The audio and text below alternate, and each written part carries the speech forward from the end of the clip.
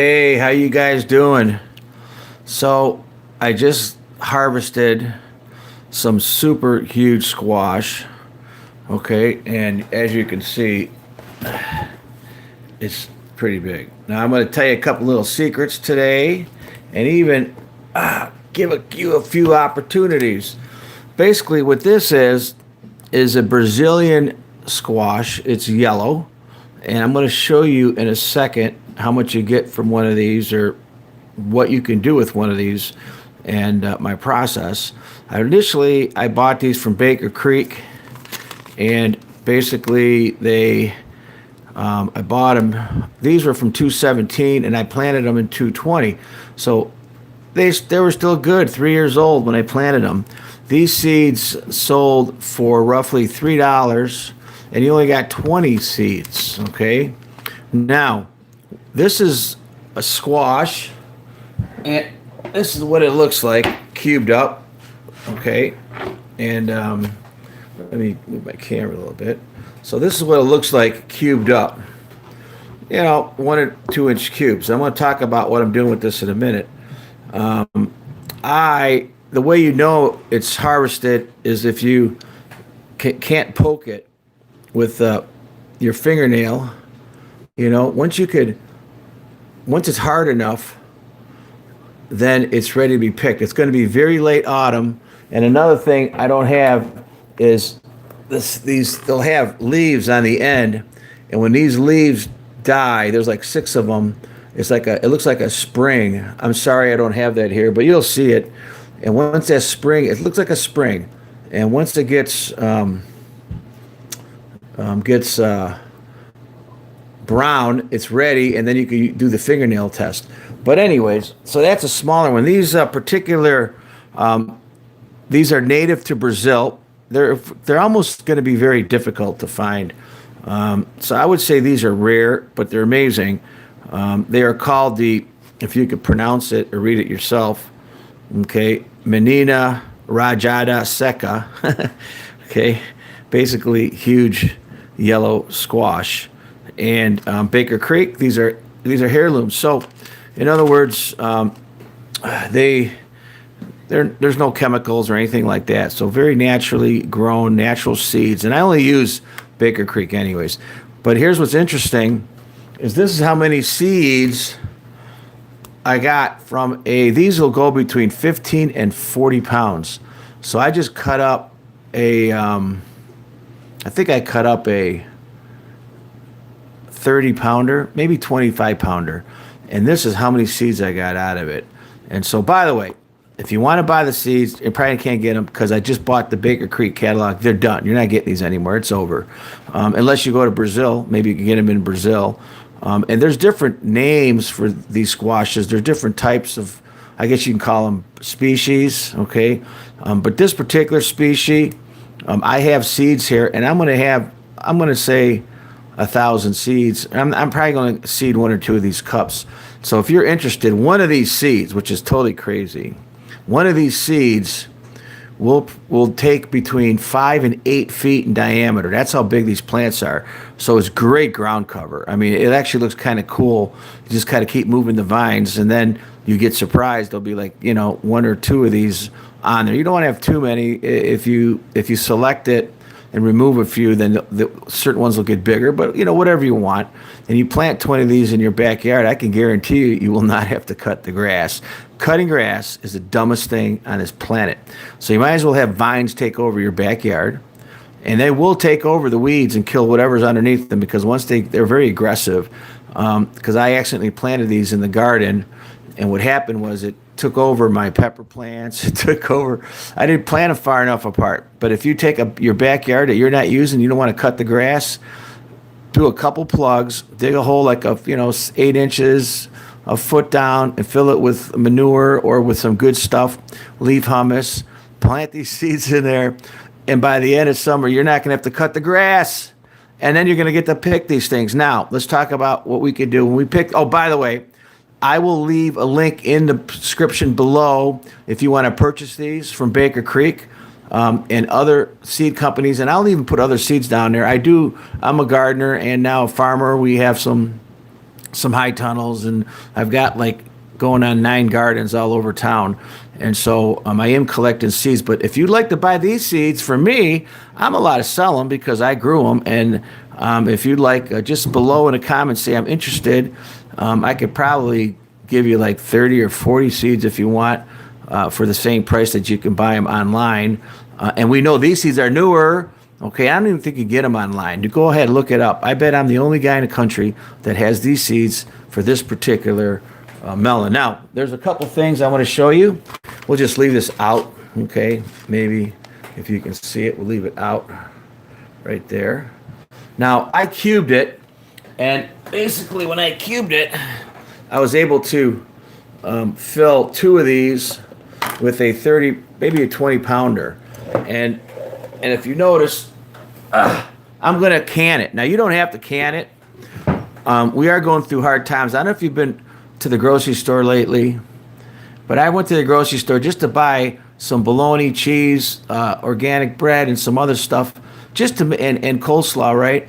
Just to make a couple sandwiches. It cost me $30. I bought a bag of Doritos, dummy, bad food, but I bought a bag for $5, by the way. The prices are skyrocketing. People, you have no clue what's going to happen in your grocery stores. You better start, instead of planting grass in your backyard, plant these babies, man. Forget, grass is Toro, right? You're making those people rich. Petroleum, you're destroying our atmosphere. Then you're putting weed and feed on. It's no good. Use up your backyards, plant stuff. This is a great way of doing it. You can plant these things. Well, anyways, I'm getting off topic here. I'm preaching. Sorry. So this is 1 quart, and I'm not really happy with the way I did this. I don't want to cube them smaller because then they're going to turn to mush. So I'm probably going to do a few like this, but what I'm going to do is there's 2 ways of packing, cold packing and hot packing. And, you really need to learn how to do this and get yourself a pressure cooker before you can't get them, before they're illegal. By the way, I will also leave the best pressure cooking company on this planet is American. You don't need a gasket. They have all different sizes. They're reasonably priced. And I'll leave a link below. So if you want to, I'm an affiliate Amazon Prime member, I guess that's what you call it. So if you buy stuff, hey, help me out. I'm a poor farmer. Buy it from my side. I get like a penny. But you know what? Every penny adds up. And I could buy these jars, which, by the way, this year, the jars were easy if you had them, but you couldn't get the lids because people hoarded the lids. People hoarded the lids. And basically, I didn't can much. I'm using lids from last year today. But anyways, here's what we're going to do. We're going to cheat a little bit. We're going to actually hot pack because I think if I boil this down, and I'm going to use, don't use city water. I'm going to move this camera up just a bit. Don't use city water. I'm going to use filtered water and boil it down so I could maybe shrink these down just a little bit. I'm not going to cook them too long, and then I'll hot pack it. And I live in Cleveland, and so I'm using 10 pounds. And if it's this, I know this sounds like engineering crazy stuff, but once you start doing it, everybody has millions of videos on YouTube how to pressure cook. You know what? And the problem is they waste their time telling you how to pressure cook. It's really boring stuff. But for you beginners, watch 1 or 2. I'm not going to do all that crazy stuff because you can find that in other people's videos. So I'm thinking if I cook this down, cheat a little bit, blanch it. Blanching means, boil it for a minute or 2. I'm going to do a little longer. I'll slow down my pressure cooking time from 55 minutes to maybe 45 minutes, and I'll get more in this jar, okay? So there's a lot of space in here, and I don't know if I want that much water. I'm going to do them both ways. Now, so what I'll end up doing is these jars I usually wash in the dishwasher, and these dishwashers are totally insane because they take, like 2 hours to wash dishes. What a waste of energy and water, but that's the way it is. So in about an hour and a half, I'll be done. I'll have hot jars. I'm going to cut up. Oh, just let me show you. These are other types of squash you can do, which is kind of cool. I have my own little seed bank. So for example, this squash, these are the ones that you guys all love. Dark green zucchini, that's a squash. We love that, right? You could cook that all different types of ways. You could, bread it, you can fry it, you can make bread out of it, right? And then we have a dark green zucchini squash. Okay. Then we have this other stuff which is kind of cool. I grew this stuff too, butternut squash. And matter of fact, I have 1 or 2 left. I'm probably going to deseed them and get my seeds out of them. These are not my preferable seed companies. Okay.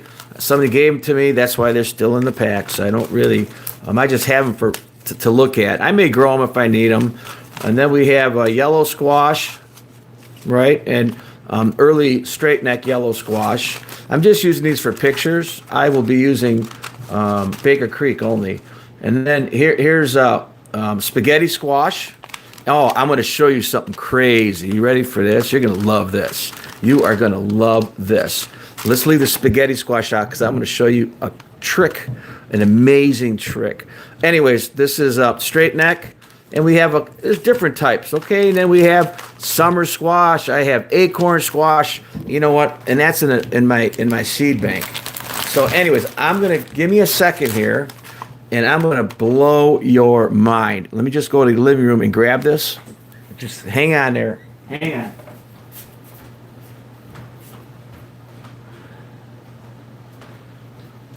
All right, here we go. So this is spaghetti squash, okay? And of course, this is what it looks like, but I did an experiment. I broke it in half. I split it in half, and then I let air get to it. And look what happens. It rots, but guess what else happens? This is insane. You ready for this? Look at this. We got little baby squashes. That's rotting. But look at the baby squashes right in here. Look at these things. Little seedlings. Look at this. Man, oh man. Look at that right here, baby. There's another seedling. Unfortunately, I don't know what I'm going to do because I'm in Cleveland. I have a buddy with a greenhouse. I might sneak in his greenhouse and plant them in small containers. And then what I'll do is I'll give him names and we'll become friends with them. And then maybe he'll let me put them in big containers. Because this squash needs a lot of room. And hold on, I just dumped the thing. Oh man, I'm gonna get in trouble now. Rotted squash guts on the floor. Anyways, so look at this. How amazing! So if you want, I think this will work. You buy 5 squashes like this, or this is spaghetti squash. Okay, and there's different types. Break it in half so air gets to it. And then maybe bury it, and you might get lucky and get 2 or 3 out of here, next year in your backyard. Again, the backyard. We don't need the backyard. This stuff smells bad, and so you don't want to. Let me get rid of it. Put it back in the living room. Hold on a second.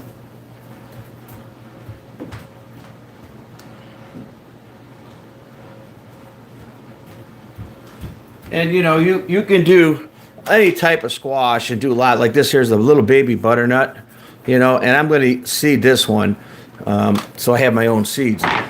You want to collect your own seeds during these hard times. But if you go to the grocery store and you buy grocery food, you don't know where it's coming from, China, and anything coming out of California, you have no clue where that came from. If it's been irradiated, if it's a hybrid. If it's probably not heirloom. These are all heirlooms. So you want to start to collect heirloom products and seeds. Always take your seeds and put them away. You never know if you got to pack up and take off somewhere. And who knows, if you got your car and you get out in the wilderness somewhere and you got seeds, you might be able to live in the woods if you had to. I mean, I'm not telling you, I'm not a survivalist and one of those crazy people, that collects 10 years of food, but it's not a bad idea. I mean, this is worth more. These seeds are worth more than silver weight, gold weight, and mercury weight. So if you weigh these seeds, they cost more money than gold. So think about that for a minute. What a commodity. Heirloom seeds. And I've got, I've been collecting them for years. So let me show you some of these puppies. And they're different sizes. So as you grow them, you can see they're all different sizes. Like this one here is smaller. Because it says this one here may have been a little premature, but I'm going to cut it up. This guy's probably a 10-pounder. And let me get an aerial view here of it. You can see, and you might be, apparently it pixelates a lot. It really does. And then I'm washing it, and I'm washing these. Let me put this back on so it doesn't move too much. And sometimes they get damaged. The grass people damaged a lot of mine. So we are going to be below. I will have these seeds. I'm probably going to give you like, I'm not going to waste time with dollar sales. But if you want to send me $5, let's say $250 for help, $250 PayPal, Cash App, and I'll tell you how to do that. I'll send you these. I'm not going to. I'll run out, so I'm not going to try, because this video might be up for 10 years. This is 2020, November the 22nd on 2020. So these seeds are this year's seeds. They will be, I'm going to say 95+% germination. I may do a couple test sites, but below I will have a link. Check it out. And also there's a link to Baker Creek. If you're going to buy from Baker Creek or another seed company, whatever I put below there, hey, get it from me. I get a little commission from Amazon. I don't like big tech, and I don't like Amazon and Google and all these media sources, but you know what? They own us, I guess, and there's nothing else we could do. So this is cold packing.